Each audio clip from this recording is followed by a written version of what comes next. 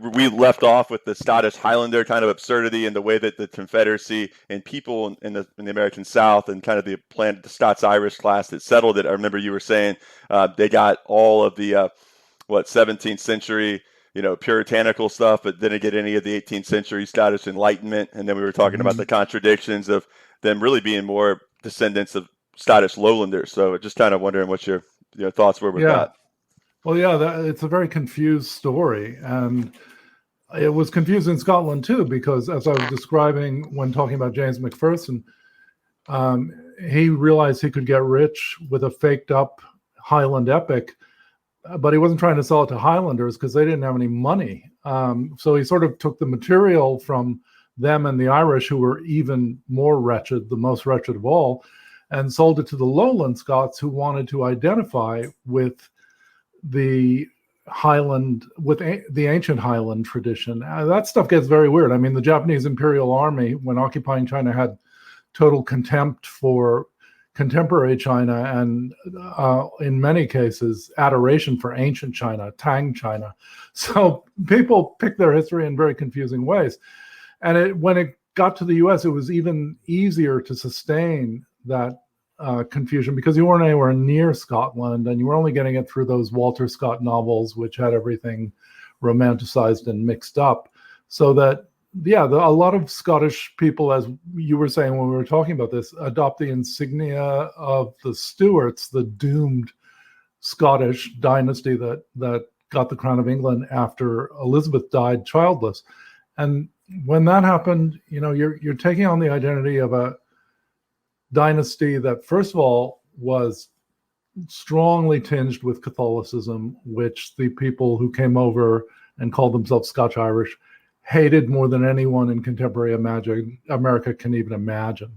I mean, that particular sectarian hate has lapsed to be replaced by mostly ethnic and class hates. But for a long time, it was very, very powerful in the US and especially among the Scots-Irish. So the idea that they would adopt the flag and the storyline of a dynasty that was always sort of crypto-Catholic and at the very end became openly Catholic when James II took the throne in 1685 is just absurd, especially because the reason James II was overthrown after only 3 years and spent the rest of his life, hanging out in Europe, drinking wine and muttering, was that he was openly Catholic. And nobody was going to tolerate that. So there was the Glorious Revolution in 1688, and he was overthrown.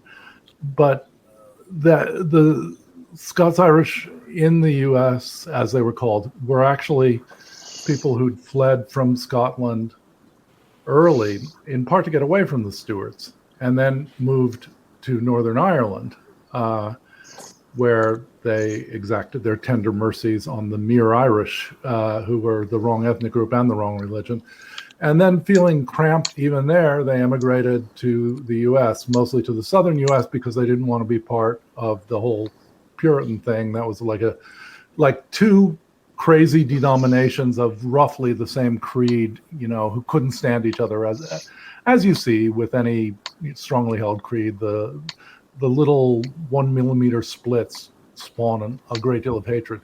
But they ended up adopting all the trappings of what was essentially a Catholic cause, and more importantly, a lost cause. I mean, as in they lost in 1685, almost 2 centuries before these guys decided to launch another insurgency in 1861. It's like, if you really hope to win, don't do that. Don't pick the Stuarts, because they lost bad.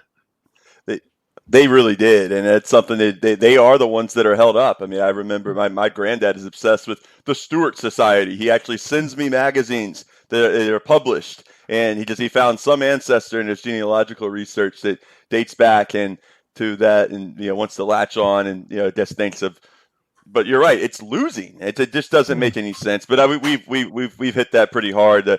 Kind of, I can see a therapist for the rest of my identity issues, So I did just want to leave you on this here with just seeing some of. I think these are the people that pretty much exist that came from that world. This is the picture of Ole Miss, the University of Mississippi.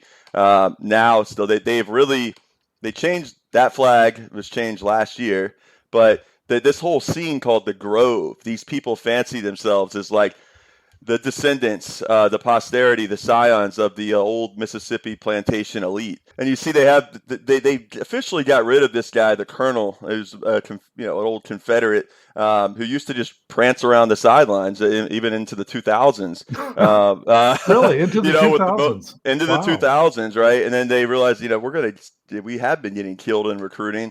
So when they had to get rid of the battle flag at first, they started using this, we'll just make an M for Mississippi and do that. These people are so clever, and then they always brag about having the most beautiful Southern bells you see there. And well, all I can say is don't major in marketing if you go to Ole Miss, because those guys are not good at it.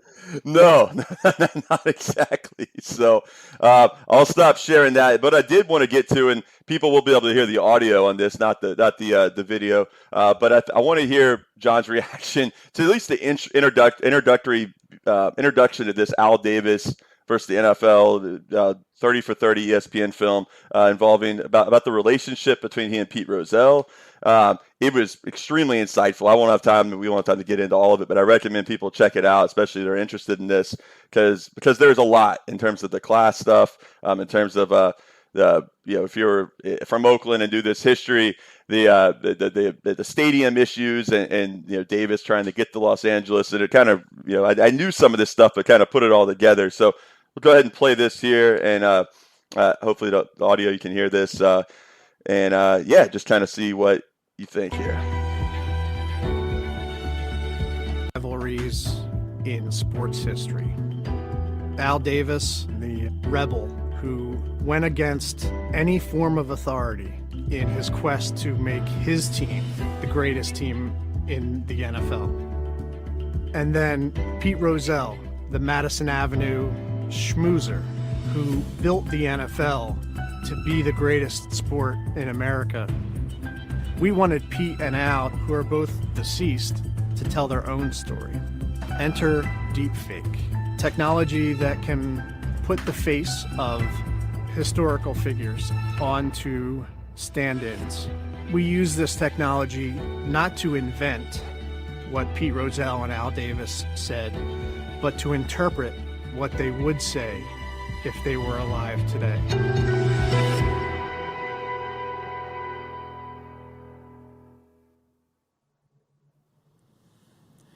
You are listening live to the Raiders Podcast Network as the curtain falls on the inaugural season here in Las Vegas, Nevada.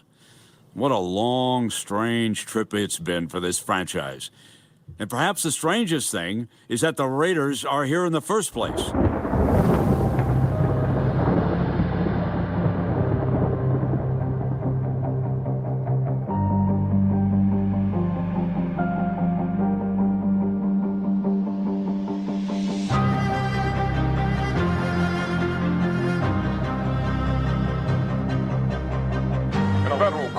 Jury selection began today in a case which could influence the whole geography of professional sports.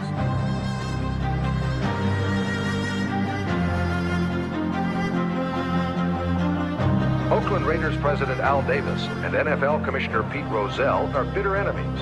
Many observers feel that this case could have been settled out of court if it were not for personal animosities between the two. Recovered fumble electrifies the LA Coliseum. I don't really have that much respect for Pete Rozelle, especially when I thought his credibility was destroyed in this case. I think it'd be less than human to say that there aren't hard feelings. Holy Toledo, it's a free-for-all.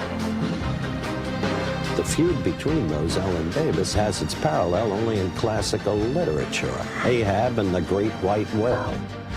It's his tact to seek confrontation rather than solve a problem. Just win, baby. I realize that I'm fighting the most massive media force in the country, and they won't stop. But I think we'll win.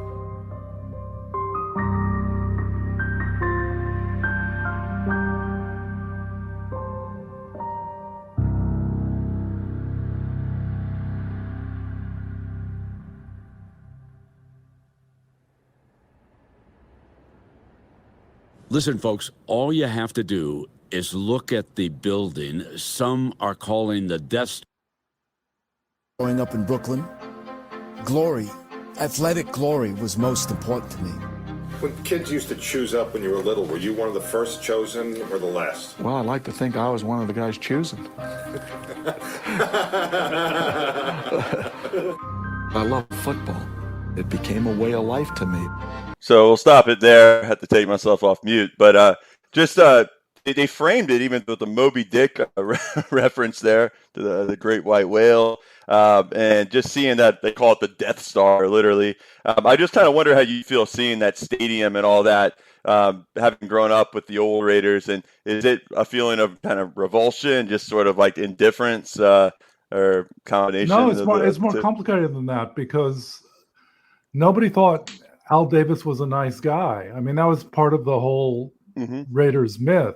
So being betrayed by Al Davis, or his son in this case, is not that shocking, and it's not a violation of the core myth of the Raiders, at least for me. And the violation of the core myth is not having a decent pass rush. I mean, that's a deep insult, because that was what classic Raiders were best at, like hurting quarterbacks. And that in itself was sort of like a version of the bigger narrative of Al Davis versus Pete Rozelle.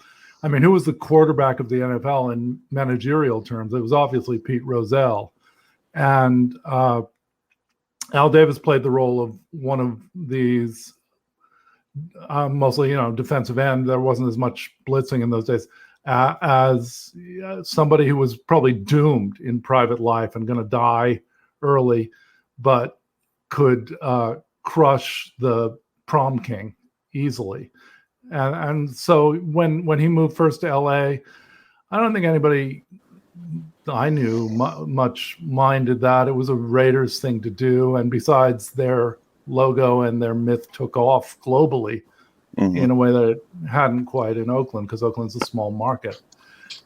Going to Vegas is a different thing, at least for me, because I spent 10 months in Vegas. I didn't like it much, teaching 4 sections of remedial composition to people who didn't want to be there. It didn't give me a good impression of the place. And, not because of the Strip. The Strip is, well, you need to know about the Strip, at least at that time, when there were like 750,000 people in Vegas. The Strip is about 4 blocks wide. And once you get off the Strip, you're in a Mormon suburb, and it's not that much fun. Right. No, I've heard this similar accounts. You're right. That it's there's the Las Vegas of reality and the Las Vegas of imagination, and the imagination one, admittedly, has grown quite a bit. But I wanted to ask you a little bit. I don't want to bring up, this is like, I guess maybe a touchy subject, but 1972, December 23rd, what you were doing on that day, was that a catch? Was it not? That's something that's sort of those moments. I mean, we talk like wars and sectarian and stuff, sectarian identity and whatnot. And you think of like applying it to sports micro level, or that sport as a metaphor. I don't know. It seems like it's a perfect recipe for that Raiders-Steelers rivalry and what went on that day. All the grievance stuff too. The idea that if we could just get a fair referee game. Absolutely. I don't think, first of all, for me and my brothers and my father, it was very close to a lot of historical betrayal narratives that you can never really get over. And you don't even want to get over, because that would be betraying your central loyalty. And while we're talking, do people know what we're talking about? The Immaculate Reception. It was obviously a pun on Immaculate Conception, and so you have, which is really interesting too, by the way. The Immaculate Conception is a very Catholic concept. So for us, the metaphor made sense as a bitter joke, like This was this was a satanic miracle, if it was a miracle, and more likely it was just cheating. But basically, yeah, Lynn Swann. Well, you tell it. Well, Lynn Swann's a crybaby, first of all.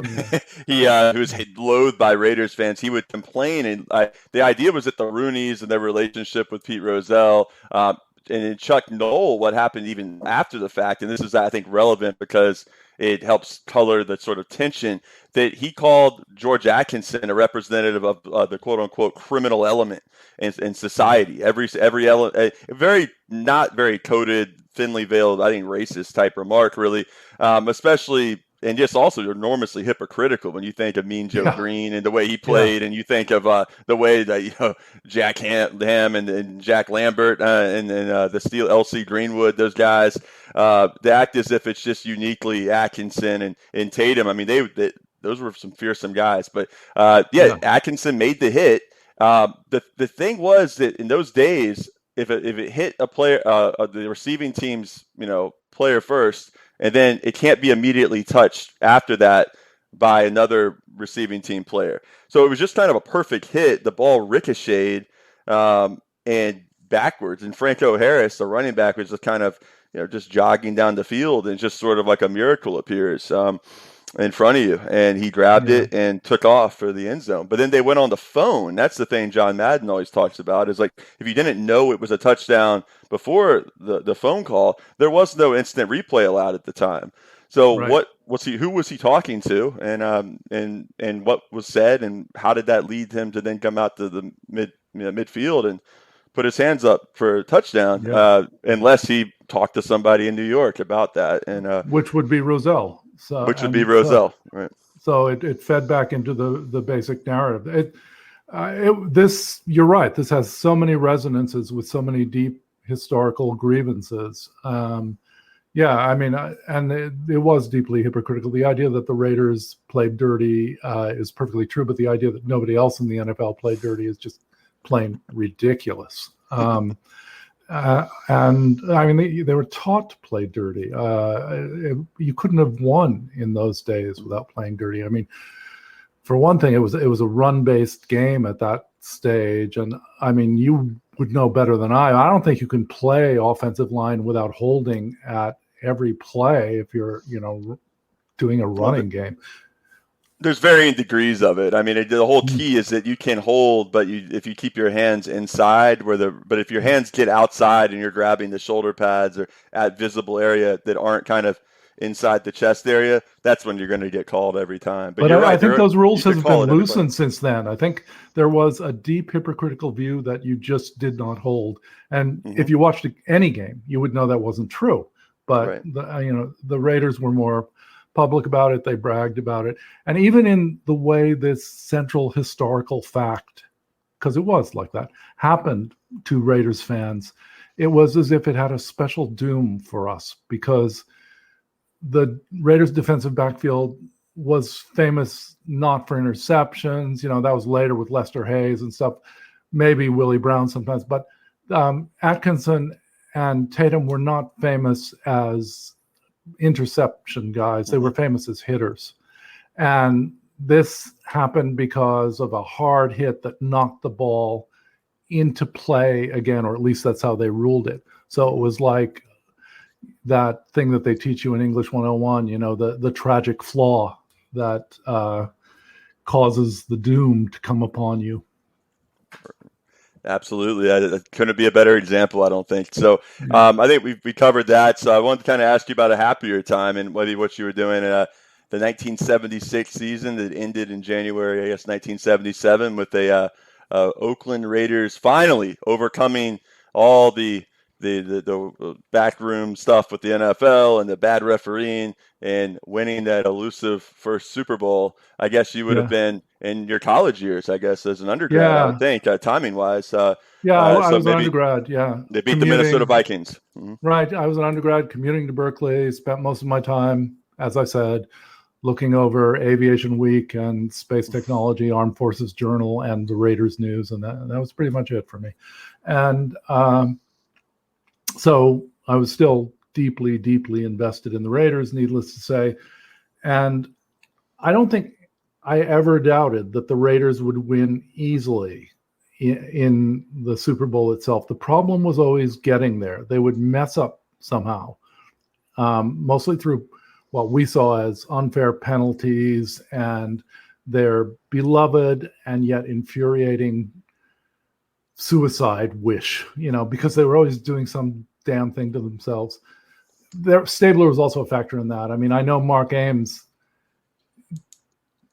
tends to believe, I don't know if I can say he believes it, but tends to believe that Stabler, who was an amazingly sleazy guy, through games occasionally. And there was something weird about the way Stabler played. He was a superb quarterback, but occasionally it was just, oh, whoops, I'm having a bad day. So who knows? Well, John, if I could interject, he basically, I don't know if you know this, but he was doing color commentary on the radio for the Alabama Crimson Tide radio network when I was growing up, and along with Eli Gold, who really fascinating story. The guy's like the voice of NASCAR, grew up in Brooklyn, New York, but then has basically become an adopted Southerner. But Stabler basically couldn't do the color commentary anymore because he was it was so obvious he was drunk during so many of the games he was broadcasting. Yeah. So I don't know. There you go. Yeah. Well, Stabler was worse than that. I mean, I have no problem with people being drunks, but I don't know if you know this story, but there was a San Jose Mercury reporter who put some stories about him in the paper that he didn't like. So he had some of his friends plant a lot of cocaine in the guy's car and then dropped the proverbial dime on him and wrecked his life for a long time until they figured out what had happened. Wow. So, that's pretty unforgivable right there. That's unforgivable in any social group I can think of, including the most avowedly, unsavory ones. Sure. Something you don't do. So anyway, yeah, Stabler was it was very sleazy, and that amounted sometimes to, weirdly bad performances in the early playoffs or when they didn't manage to get into the playoffs. But it never occurred to me, and I don't know how I thought this or knew this, it never occurred to me that he would throw a Super Bowl.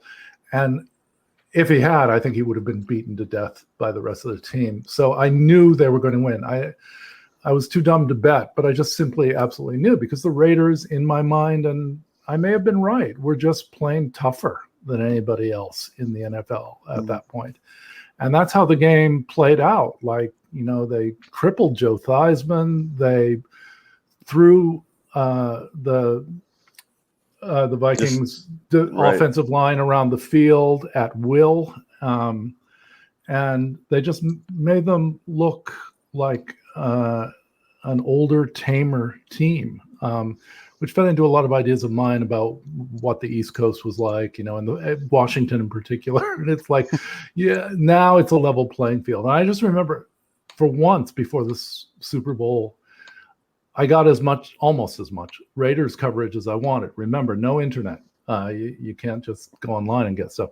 Right. But for a couple of weeks, there were all these interviews, and they were usually really boring interviews with Rozelle modeled teams. Really boring. But with the Raiders, they were pretty goofy people. I just remember one pre-Super Bowl interview with Todd Christensen, who was a tight end they picked up before that season,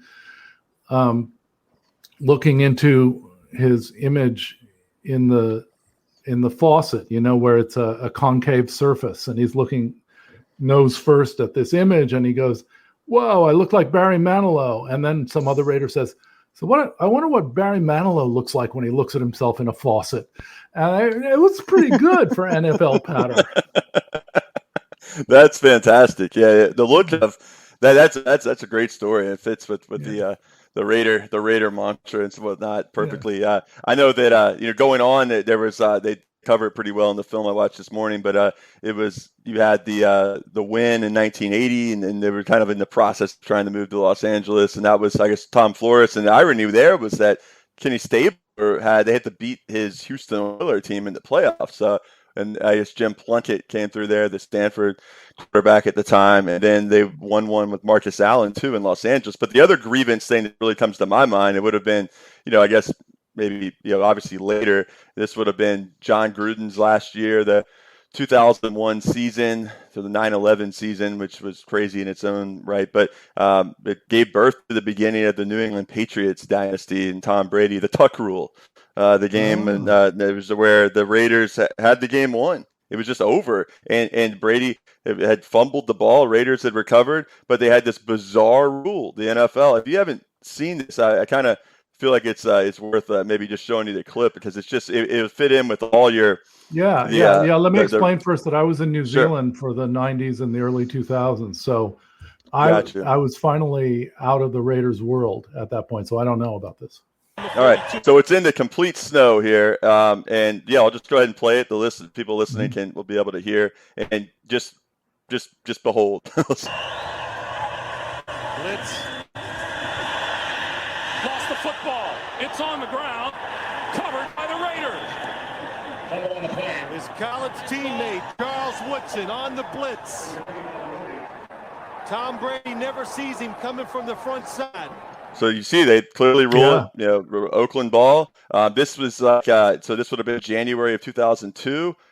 This right here also would have been in terms of the playoffs, I believe, either the AFC Divisional or AFC Championship game. I mean, this was, I think, the Super Bowl's on the line. I'll double check here.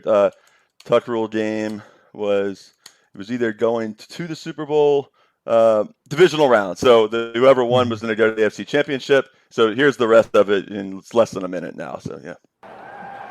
Greg Beekert recovers fumble. Charles Woodson, first time today I've seen him come on a blitz. Oh. The question is, did he pull it down? His arm was going forward, but was he throwing a football? Well, the exact term I can't think of, but if you throw a pass, and as you're faking the pass, now watch, as you're faking the pass, if it slipped out of your hand, that would be an incomplete pass. But was it forced out by Charles Woodson? I don't think the recoil of the fake throw is what made it come out of Tom Brady's hand. After reviewing the play, the quarterback's arm was going forward. It is incomplete. Wow. Well, yeah, I can tell by the snow that's a New England home game. So right, and you have the whole thing just basically the Raider players really lost their mind after that. It was one of those things. The rule has been changed since. I mean, it was you clearly you throw it, but you come back and pull it back to your body. He was not throwing the ball, but I guess technically it was applied correctly. But I just thought in the grievance to show that there's a multi-generational connection here. Raider fans absolutely share. I mean, I bet if Canon Dan, the Raiders fan who's a generation younger than me, right, that we talked about, if you asked him about that play, he could go for 20 minutes spitting foam at the microphone nonstop. But for me, I can only spit foam about these earlier stories. Sure. Well, yeah, that would be a seminal moment for him, because that was, you think of just looking at age-wise. I'm not sure the exact year he was born, but can tell he's roughly in that maybe the same generation of fandom as myself in the NFL. And that was the moment, because they were really good then, and they made it to the Super Bowl the next year. It's the only time in Oakland, and then after that, it was all kind of downhill. But wanted to real quick, just the other part was the poetry, and I'm sure you've probably heard this, the poem by Steve Sable. But in given your poetry background, I just would love to hear kind of your thought of the John Facenda narrated Autumn Wind, and you'll see the video part here. But I think it's beautifully written, and maybe just get your assessment of it, just from a poetic standpoint, but also fan football standpoint. You'll see Willie Brown and the determination in his eyes is really amazing to see too, if you see that. So here we go.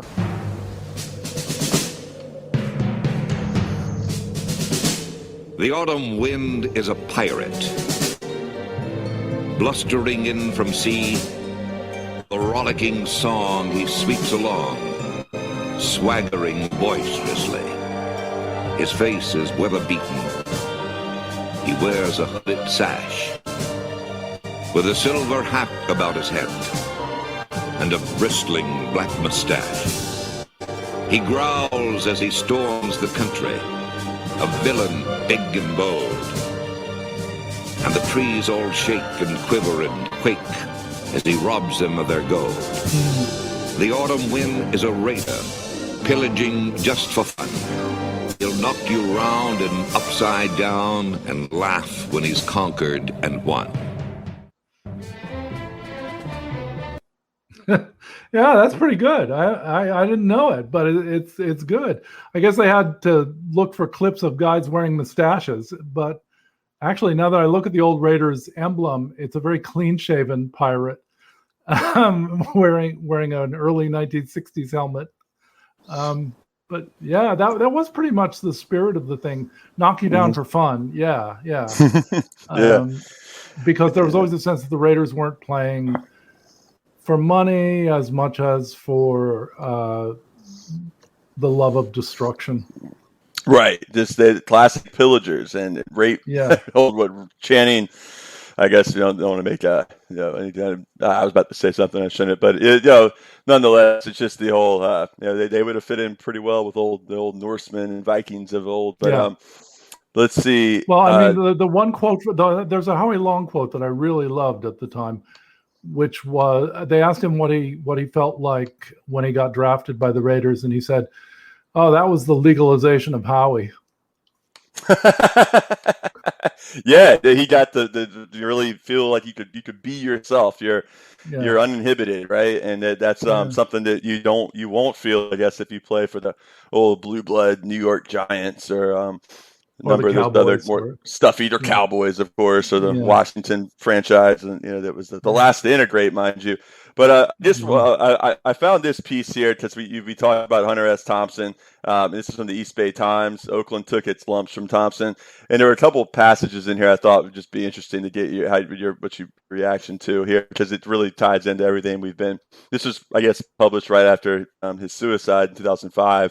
But this is what he said. Hunter S. Thompson, inventor of unbridled gonzo journalism, made his mark in Oakland, but he had little to say about the city in print.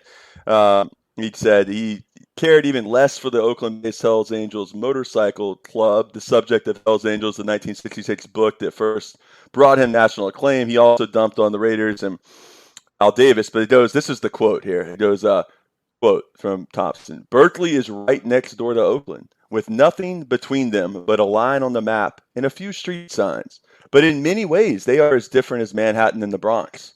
Berkeley is a college town. Oakland is a magnet for people who want hour-wage jobs and cheap housing." Oh, the irony, if digress, but today to say that, but nonetheless, who can't afford to live in Berkeley, San Francisco, or any of the middle-class Bay Area suburbs. It is a noisy, ugly, mean-spirited place. With that sort of charm that Chicago had for Sandburg, it is also a natural environment for hoodlums, brawlers, teenage gangs, and racial tension. And then that was from Hells Angels. And then Thompson's reaction to first seeing Davis in 1972 at a practice was he was a small, wiry man in a tan golf jacket with a greasy ducktail haircut who paced along the sidelines with a speedy kind of intensity. So I don't know. That's a good description. Yeah. In fact, when I was looking at those clips of Davis, I thought, no wonder Hunter Thompson had no problem with him. He may have been from New York, but he looks like he was straight out of Kentucky. The whole look is that way. And I don't know if I see Thompson as dumping on Oakland in those passages. Thompson, what praise wasn't his style. I mean, I think that's a kind of backhanded praise that he's giving there. And I mean, I don't know who said that he didn't talk much about Oakland, but Oakland is the whole setting of the Hells Angel book. I mean, and he's also right about Berkeley, because I lived, if you know the Bay Area, I lived on 62nd and Dover, south of Alcatraz, but technically within Berkeley, and Alcatraz Avenue, that is. And if you lived there in 1979, 1980, it was pretty scary. Yeah. Well, so there was, it's quite the different reality now. It's obviously many things I've been back, and right? yeah. If you're not a millionaire, you can't live anywhere around there. It just goes without saying. The only thing I remember just visiting Berkeley on a family trip, I guess it was, I don't remember how late. I was maybe college age or whatever. Shortly thereafter, I had that injury, and so I went out with my parents for to see. And I just remember getting into a BS combo with some old washed up hippie kind of about music, and the guy trying to talk to me about his band or something, and my dad being furious because that conversation ended up costing him a huge parking ticket. And the rest of the trip was shaded by kind of the guilt I felt by having this sort of absurd sort of discussion with this guy who was talking about, oh, my band's going to be doing this and that, blah, blah, blah. Oh, now we got a ticket. Great. You're too nice for your own good there. Yeah, you have to learn to ignore those washed up hippies. I mean, I swear, one of the great things about punk, if you were living in Berkeley in 1977, was you were so sick of those guys who could make their guitar, walk on its hind legs like a poodle, but had nothing to say with it. And suddenly you had music by people who had maybe 3 chords or were, in many cases, unable to play, but who were better because of that, because they had the sensibility. And it was the sensibility that mattered, not all this endless, boring guitar virtuoso stuff. Oh yeah, I mean, like they're just Woodstock forever sort of thing, just going on. The songs just kept getting longer and more boring and more stoned, and and it was such a glory to hear the Mutants at a Bay Area punk band, one I was very fond of, playing a show at Cloyne Court, a cooperative housing dorm in Berkeley, and they hated Berkeley so much. Somebody had given them bricks of marijuana, and they threw at the crowd saying, "Here, you take this stuff. You take this shit. We don't want it." They just bounced it off people's heads. Wow, that's something else there. That that whole culture. I mean, I found it fascinating just in terms of your description of how the hippies imagine themselves and how they imagine the world versus the actual reality of the world, and how it's not even worth discussing. It's like the two things are just completely different and divorced from each other. And it just, I don't know, it always struck me when I forget the book. There's been so much on the role of the CIA and drugs and stuff, but about how Alan Dulles gleefully did talk about just like LSD as being a wonderful thing. How you can basically depoliticize the sort of angst and the feeling of the resistance to conformity of the 50s and the reaction to that. But if we just get people to to not actually think about having solidarity with people with nations resisting empire and trying to decolonize themselves, and resistance to just U.S. Imperial objections, then we can just get them into free love, man, and it's totally non-threatening. Well, I think that's how it applied to the lower levels. But Mark would be able to talk about this a lot better than I can. But the U.S. intelligence, not just the CIA, but all 17 of them, if there were 17 back then, they had bigger plans for psychedelics than that, and they were developing all sorts of weird little schemes that involved using psychedelics, and they were using them themselves. There was a CIA guy who tried LSD on himself and supposedly jumped out a window, even though there were minders in the room with him. Wow. So I don't know. They had many plans for psychedelics. I mean, I'm sure the Soviet Union was playing around with human guinea pigs at the same time. It's not like the U.S. empire was uniquely evil at the time. It was just more powerful than the Soviet Union. Well, no, and you're right. Mark's prodigious with that. I mean, the time I met him was at the now defunct, it's no longer open, but KGB Museum there in 14th Street in Manhattan, and just being able to go through and, this is that, and this is this, and this is what that did, and this is the story behind that. So absolutely. I know Anya Parampil did a wonderful piece on Paul Robeson and what happened to him, and was talking to his niece, who was essentially his old home, I think, in the Philadelphia area. I'm not sure exactly, but anyway, she's really researched this issue and believes, and I think it's pretty. The report, Anya was working at RT America at the time, Anya was, and it was about the CIA. The belief was in Germany at a party, slipped something in Robeson's drink, and that it didn't kill him, but he was never the same. His brain was kind of just, he was just sort of I don't, maybe not a complete vegetable, but it neutralized his, his politics that were, they were most concerned about at the time. So yeah, just kind of builds on that. That seems quite possible. I mean, I know stories, but then everybody knows stories. But yeah, stories, right? Well, I know. I guess we've kind of like. I don't want to keep you too long because I know we said we were just going to re-record, but I did want to kind of give you the floor on the end here about anything about just we hit on the stuff about the connection between identity and sports and the American South, and kind of so for me a lot of it was centered around college football and the way that college football is kind of tied up in the South with really like the biggest like visible projection of like Southern culture to the rest of it. When you think of the Alabama Crimson Tide, their dominance under Bear Bryant and you think of just the Southeastern Conference and the $1 billion plus TV deals they have to broadcast their games, the 100,000 seat stadiums and whatnot. That for a wounded nationalism, which is Radio War Nerd listeners know, all nationalism is wounded nationalism.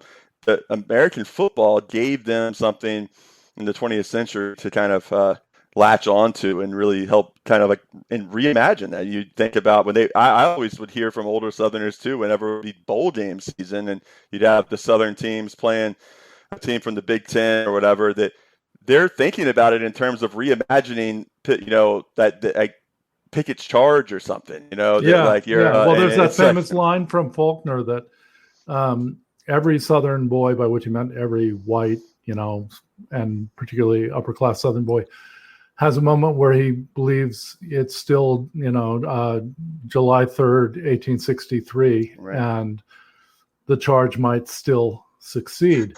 But so I'm sure that there's a lot of leftover war. And for that matter, there's a lot of leftover wars in European football fans too, and they do it with something very close to war, only without muskets. And but the thing that I remember most to show how some sensibilities at least have changed in recent years is that when I was a kid, Raiders draft day was one of the biggest days of the year for me. I know Ken and Dan's brother once said, just put me in suspended animation and wake me on draft day, because that's all. Draft day is all about hope and things might still turn out well. So I watched the bowl games. I didn't understand college football because it seemed like the teams which cheated the most and didn't make people go to class always won, and it seemed weird. But I did like the bowl games because those guys were going to be drafted. And one of the bowl games that you could watch every year was called the Blue and the Gray Bowl, which was explicitly between seniors from Northern college teams and seniors from Southern college teams.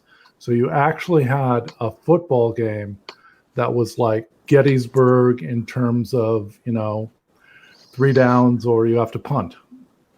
And if you look, I'm showing you some images there. I also remember it. It's been kind of resurrected in a few forms, but it became something in the 90s, at least when I remember started watching it, where the best players from teams that did not make bowl games would be on the blue-gray game. It was another opportunity too to get to play in front of NFL scouts, just like the Senior Bowl is that's hosted in Mobile, Alabama every year. It has been for a long time. But you see the ticket here, and you got this one's another image. It's got Grant and Lee on it with the battle flags crossed. This one, the 71 Blue-Gray Classic. You can see, they just have an American flag there. But these ones, there you go. You got, just how explicit that is. Look at this one. You got the Union soldier, the Confederate soldier there. So, it's a fascinating history there. There you go, just Appomattox Courthouse. So, it's something else. Where was that game played, or did they change? It was played. It's always Montgomery, Alabama, at the Crampton Bowl. The Gump, is they would call it, and it's Montgomery's not the home field for the Gray. Absolutely, very much home field for the Gray, right? The Blue wins. It's a disaster of sorts, I guess.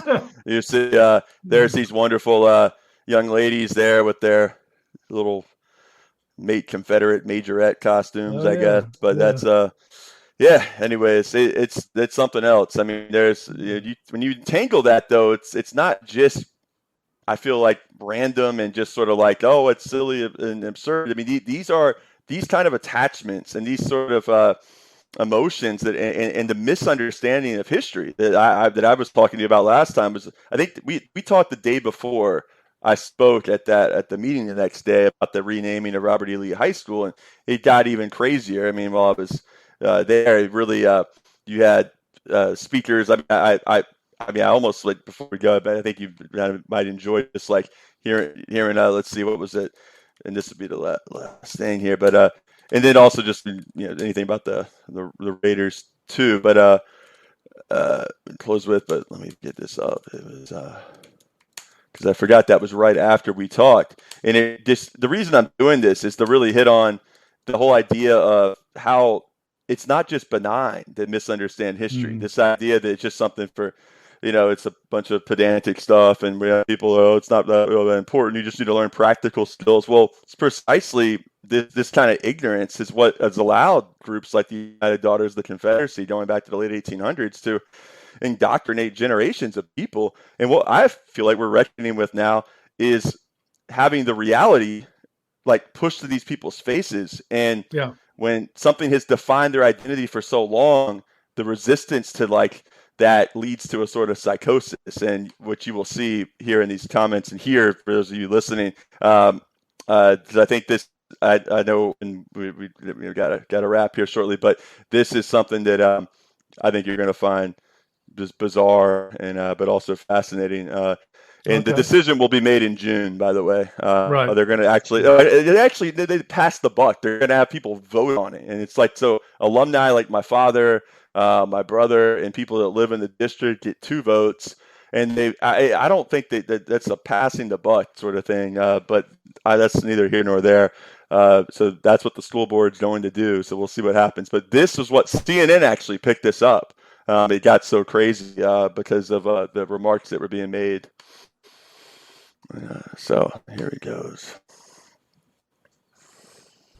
Lactate is 100% real milk, just without the lactose, so you can enjoy it. At least won't subject people to this annoying lactate commercial, which is quickly coming to an end here. But that's pretty awful. All right. The tribes in Africa, I was taught that the chiefs of the tribes in Africa sold their people into slavery. If it had not been that way, there would not have been any slaves anywhere in America for Robert E. Lee or anybody else to have owned. So don't blame Robert E. Lee. Maybe you should be after your ancestors. Yeah, just let that sink in for a minute. Yeah. Wow. Yeah, it's funny because you can jettison all that, you would think, but you don't. It hasn't been jettisoned. Yeah, it's just bizarre. I mean, it really is. And the way now there's, you hear people that play ball and got, a friend of mine is actually the head coach, who's done a tremendous job building the program up. And he played in the NFL for a couple of years and was a big time star at the University of Florida. But, for them, having to, they just never even think of it like in the context of who the person was. It's just like they're Lehigh or whatever. And they kind of, there's a local black guy that's named Lawrence Lee. I actually played on a AAU, Amateur Athletic Union basketball travel team named after him at the Lawrence Lee Boys and Girls Club. So there's some kind of movement to actually, well, keep it Lehigh, but let's just name it after this guy. But I don't think they're going to do that. But this actually gets worse here in the 2 minutes that's left here. Let's see.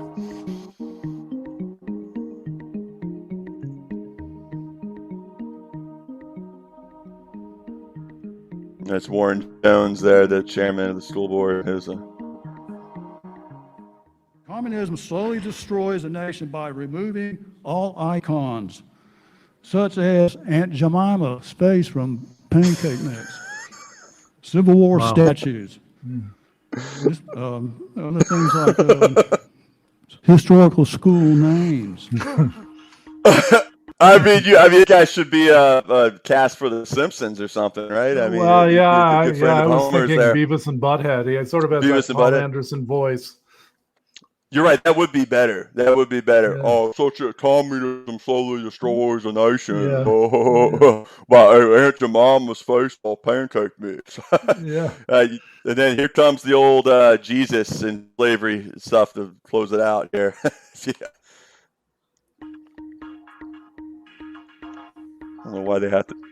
It says in the Bible, Jesus himself never condemned slavery. In fact, he said slaves have an obligation to obey their master. Wow. Well, Jesus understand didn't the condemn gays either, so it Sure. depends on what your agenda is.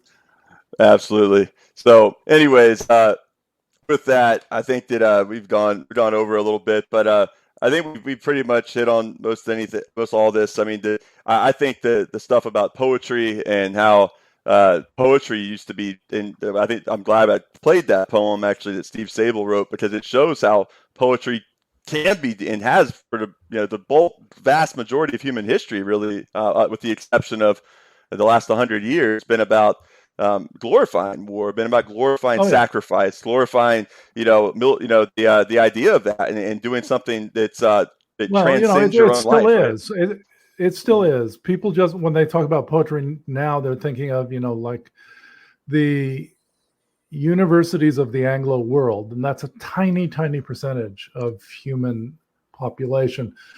If you look outward and downward at the rest of humanity, you will see that poetry is still very much about glorifying those things. Yeah, and that's something I think y'all deserve immense credit for, because with Radio War Nerd, it's like I was, my dad's become a big fan, and but sometimes I have to push him to stay into some of the more, because he understands that the idea that he's has more of a Eurocentric interest, because it's just sort of like the way he was sort of brought up and what you're familiar with and all that. But I think that but he's starting to open up more and it's not that, and he understands that that's not good. We should just strive to break out of that and whatnot. I mean, at the same time, though, I think Americans moralize everything. It doesn't have to be moralized. We think that way because everybody thinks like that. They think about their family first, and then they think about their friends, and then they have a series of concentric circles outward from that. That's how people are. So you don't have to think that you're a bad person for thinking that way, but we would argue it's kind of fun and interesting when you learn that there are these other stories. Absolutely. I mean, it's just the one with going back and listening to, was it Richard Kim, I believe, talking about the Chinese invasion of the Korean Peninsula, and how amazingly it kind of resembles modern day boundaries of that old Korean kingdom there. What is North Korea, the DPRK, kind of in that similar area, and that just seeing also that I think once you start expanding too, you start seeing how superficial some of the differences are, that ultimately, fundamentally, the human experience of what drives people, the passions, the emotions, the grievances, the sectarian divides, and those things transcend language and whatnot, and they just have different manifestations culturally due to material conditions and all that sort of stuff. So with that being said, anything you want to leave us with, an ode to the Raiders or Hunter S. Thompson or anything else? I think I already sang "I Will Be Dead and Cold Before I'm Dead and Gold." So that was actually on the parts that got lost. So maybe if you don't mind, just could you maybe take us out with that wonderful song again? Yeah. All right. That's okay. I will be dead and cold before I'm red and gold. I hate the 49ers. There's your bit of sectarianism for the day. I love it. So thank you so much, John. That was perfect way to end it. And I can't thank you enough. And we'll look forward to getting this out as soon as possible. All right. All right. Take care. Great talking to you. Bye.